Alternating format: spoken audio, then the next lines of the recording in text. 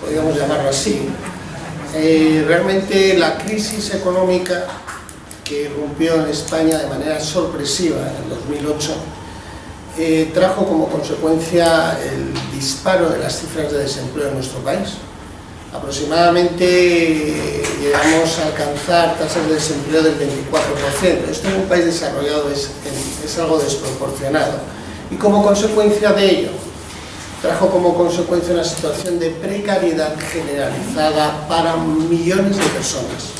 Una precariedad en la que todavía muchos millones de personas están instalados en nuestro país.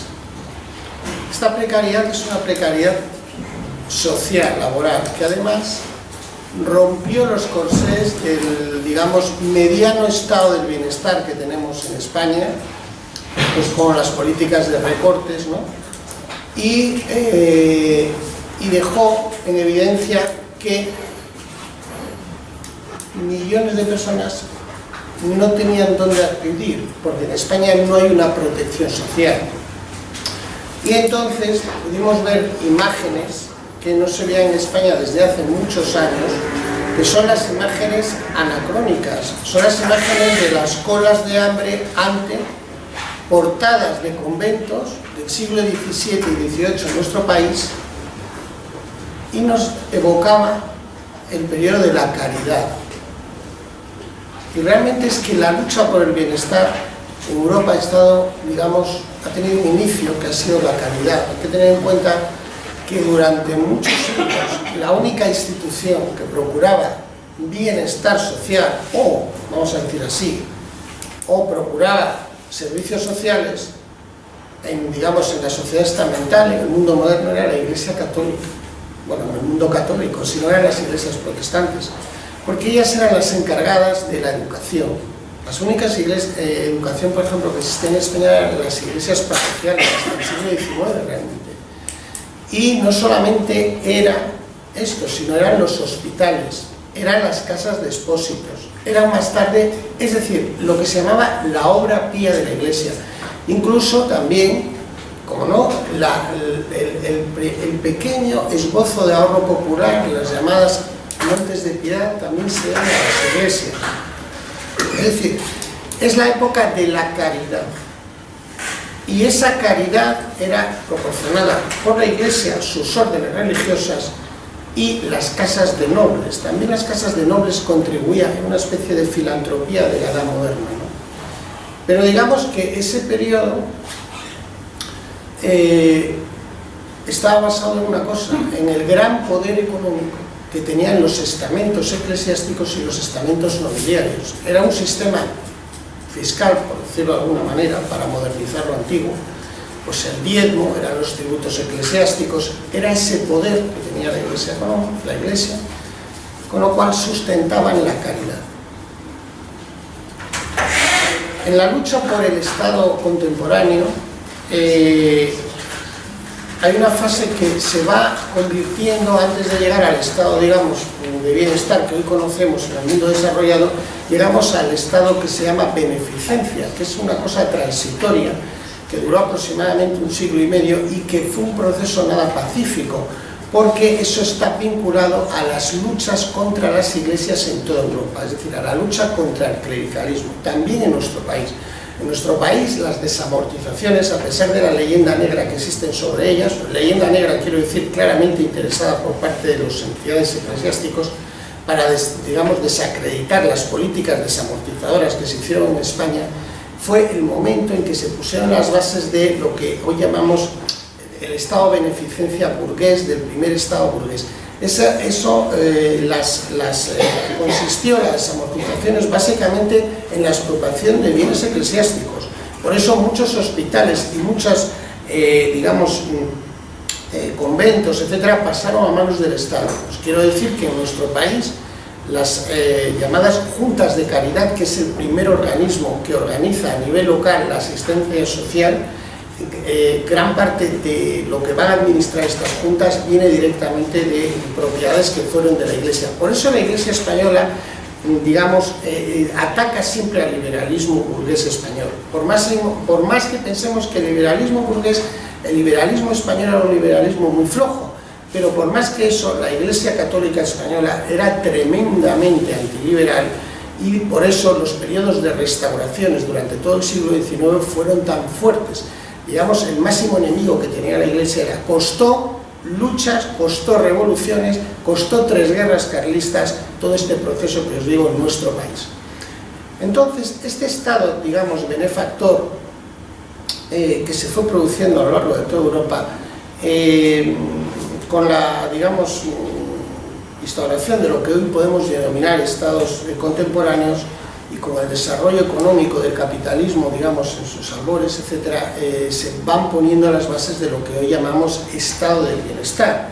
Hubo, digamos, hitos en la historia de España que podemos decir que son muy importantes. Por ejemplo, en 1909 se crea el retiro obrero, es una cuestión muy importante porque es el primer elemento, digamos, contributivo para un sistema de pensiones en España.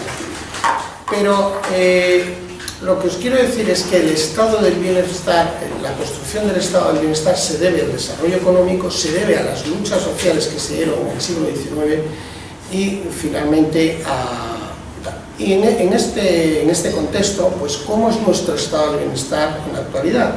Pues es un estado del bienestar mediocre, si lo comparamos con otros países europeos. Aproximadamente España gasta, según el último informe de la OCDE, el 17% de su Producto Interior Bruto en gasto social, mientras que la media europea está en 22-23%, pero los países nórdicos alcanzan cerca del 30%. Es decir, tenemos un estado de bienestar verdaderamente endeble. Entonces, y además, no es universal. Digamos que nosotros tenemos dos tipos de... El estado del bienestar se basa en 2 criterios. Un criterio de universalidad, como por ejemplo los sistemas educativos, los sistemas sanitarios, y un sistema, digamos, contributivo. Es el caso de nuestras pensiones. Las pensiones españolas no son universales. Por ejemplo, en Dinamarca existe un sistema universal de pensiones. En nuestro país no es así. En nuestro país son contributivas. Las personas que contribuyen tienen derecho a ello y tal. No es un acceso universal. Y aquí yo quiero hacer una pequeña digresión filosófica sobre esto tan importante para el laicismo, que es la universalidad y lo común. La universalidad y lo común es básico para entender el laicismo. El laicismo no es ninguna filosofía, es un principio democrático. Y quiere decir que, más que nada, yo diría lo siguiente: el laicismo es la república. Eso es el laicismo. Mirad, cuando se crea, digamos, la Revolución Francesa, nace el Estado moderno, y es la lucha por establecer la república. La república es representada por Marielle. No sé si conocéis el famoso cuadro de Delacroix, que es la libertad guiando al pueblo. Esa es Marielle. Marielle se representa como una mujer al pecho descubierto y con un gorro frigio. Esa es Marielle. Marielle es el nombre más común que existía en Francia en ese momento. Marie y Anne eran los nombres comunes, y esa idea de comunidad, por eso se llama Marielle, esa idea de comunidad. Después está el lema de la República. El lema de la República es libertad, igualdad y fraternidad. La libertad es la libertad de conciencia de la que ha hablado antes Isabel. La libertad de conciencia quiere decir exactamente que el Estado no es que sea neutral, no, tiene que ser independiente de las creencias y pertenencias particulares para garantizar la libertad de conciencia. Y eso está relacionado con la libertad de expresión individual, de opinión, es decir, todo el ámbito de la lucha contra la censura, etc. La fraternidad, la igualdad, es la igualdad de acceso a las leyes y a los derechos, sin discriminación. Fijaros que la propia idea de igualdad es también común, porque quiere decir que todos deben de acceder a la ley en igualdad de condiciones. Es también una idea de comunidad y de universalidad. Y finalmente la fraternidad. La fraternidad, la propia palabra viene un poco de la masonería. Daos cuenta que la masonería en aquella época era los clubs políticos, y realmente los miembros de las logias eran los frateros, los hermanos, esa idea común. De ahí surge la palabra fraternidad. ¿Y qué quiere decir? La comunidad y la universalidad. Es exactamente, es el mismo significado. Esa idea, por lo tanto, de fraternidad y universalidad es muy importante para el laicismo, ¿no? Por eso digo que en realidad es la república. Marian es el laicismo, la república es el laicismo, es la lucha por lo común. Daros cuenta que la propia palabra laicismo viene del laicus, que es una palabra griega que significa el pueblo unido. En ese mismo tiempo, coetánea a esa palabra, está la palabra democracia, demo, que quiere decir ciudadano. Demo es más excluyente, porque demos solo son aquellas personas que tienen derecho a la ciudadanía, mientras que en laicus es todo el pueblo. Es decir, daros cuenta que en aquel tiempo, por ejemplo, estaban los esclavos, las personas, las mujeres y todos aquellos que no. Laicus es todo el pueblo. Por eso digo que el laicismo es la atribución, es como una atribución popular a la república. Eso es el laicismo, la atribución popular a la república. Por ejemplo, puede haber una república, pero esa república puede ser menos popular y va a ser menos laica. Es decir, cuanto más popular es la república, cuanto más tributo popular, cuanto más universal tenga. Bien, y digo todo esto porque quiero dejar muy sentado este sentido de la universalidad de la república. Porque la idea del servicio social, servicio público universal, los grandes servicios públicos universales, son unas ideas, digamos, que están entroncadas con esta idea del laicismo. De hecho, los grandes enemigos del laicismo en la actualidad son aquellos que quieren trocear la universalidad. Por ejemplo, ahora en nuestro país tenemos el debate de las pensiones. ¿Qué es lo que se pretende? Lo que se pretende es trocear la universalidad. ¿De qué manera? Pues a través de la mercantilización de las pensiones, a través de parcializar, a través de privatizar las pensiones. Lo mismo pasa con la sanidad, a través de la privatización, quitar la universalidad. Que las personas no tengan el mismo acceso igualitario y que no sean universales los sistemas. La mercantilización de los servicios sociales es, digamos, los grandes enemigos que hoy tiene el laicismo y la república. Porque lo que se pretende, como digo, es trocear ese derecho al acceso igualitario para las personas. Entonces, retomando otro tema, al tema que estamos hablando, nos hemos encontrado, como digo, con unos déficits sociales muy importantes, porque en nuestro país no existe ninguna protección social. Es decir, mayormente en los países protestantes europeos, digamos, los países nórdicos y centro de Europa, y esto también hay que tenerlo en consideración, este aspecto, ¿no? Qué casualidad que son los países protestantes quienes han desarrollado más servicios, digamos, sociales públicos. Pero claro, una vez te quedas en desempleo en España, después ya no hay nada más. En cambio, en los países nórdicos y centroeuropeos hay algo, hay la protección social. La protección social básicamente son rentas que da una persona que se queda sin poder beneficiarse del estado del bienestar, más normalmente suele haber posibilidades de inserciones profesionales, de casas, etcétera, cosa que no existe en nuestro país. ¿Qué han hecho las administraciones durante la crisis?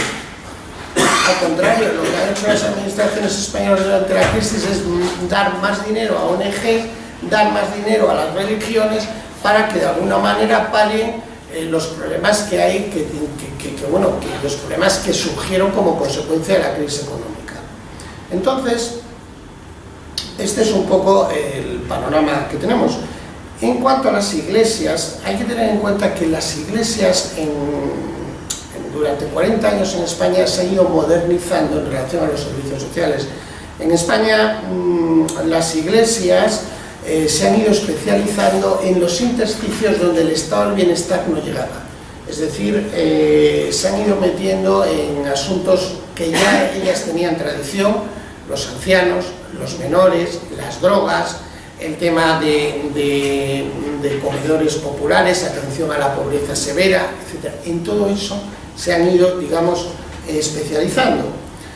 Voy a poner algunos ejemplos que suelo poner porque creo que son importantes desde el punto de vista, pues, de la coyuntura que vivimos.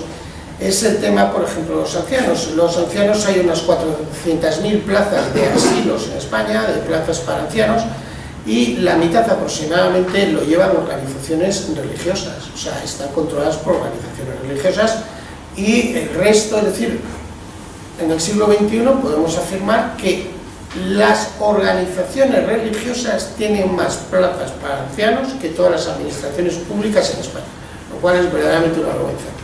Esto además, en fin, es un problema desgraciadamente del futuro que hay que encarar porque, en fin, de acuerdo a la demografía española, pues en fin.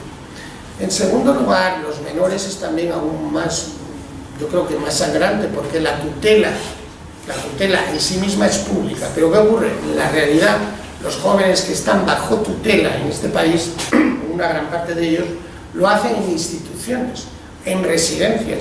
Y quiero deciros que la mayor parte de estas residencias son de organizaciones religiosas o sectarias.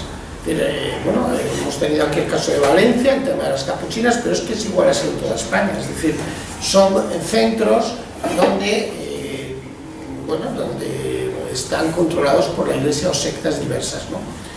En tercer lugar, estaría pues todos los programas de asistencia social que, a pesar de que el Estado tiene experiencia, por ejemplo, el tema de la drogadicción es verdaderamente curioso, porque el tema de la drogadicción, a pesar de que tenemos un servicio público sanitario que podría hacerse cargo de esto, en realidad no es así. En realidad hay organizaciones religiosas como el llamado Proyecto Hombre que están, digamos, a la cabeza de este sector.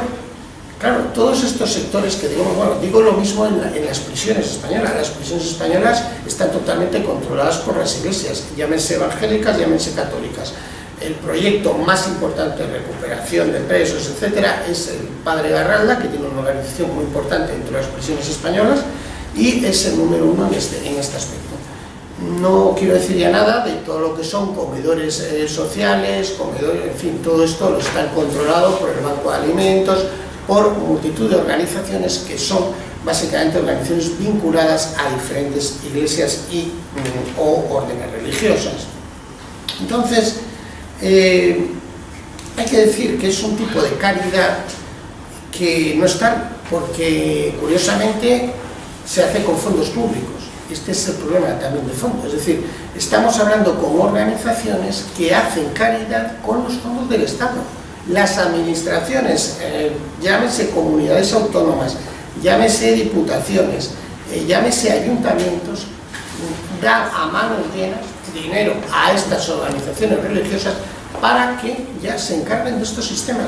Incluso las leyes de servicios sociales de toda España se han cambiado prácticamente en el 2015 todas con este objetivo.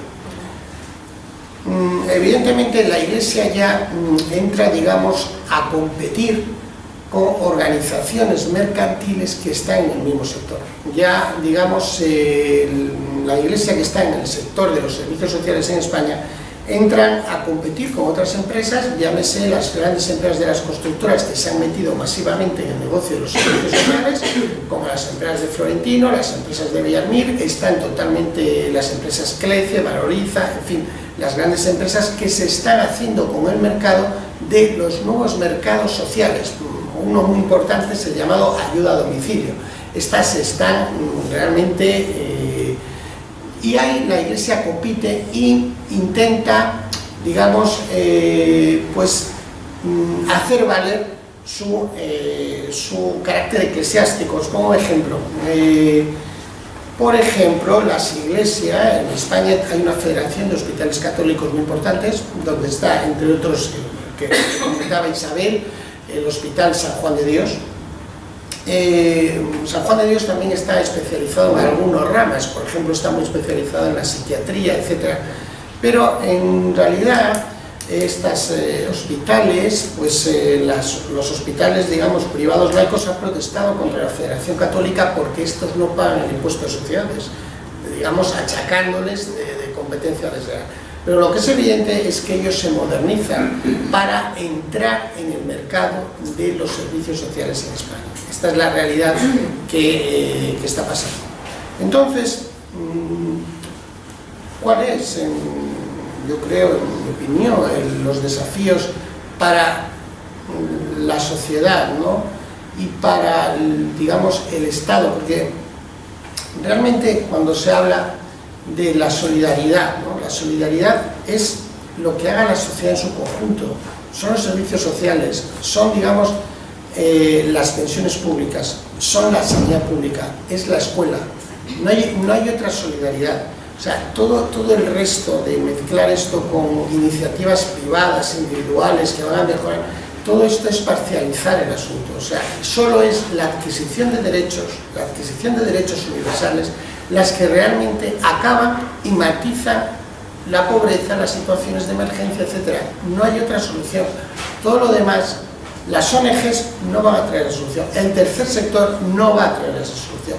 La solución se va a ir a través de derechos universales y comunes, es lo que yo empecé hablando, ¿no? Entonces, ahora hay un debate muy importante, ¿no? Que es las rentas básicas, las rentas universales. Es un debate que se dice que, bueno, que el origen está en el neoliberalismo, que esto es una opinión del neoliberal, etc.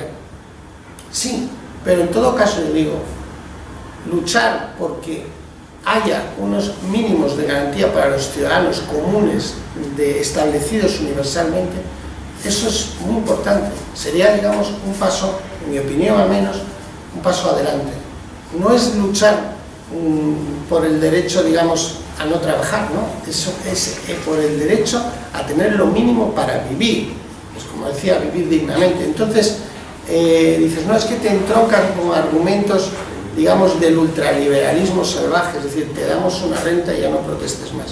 No, no es así.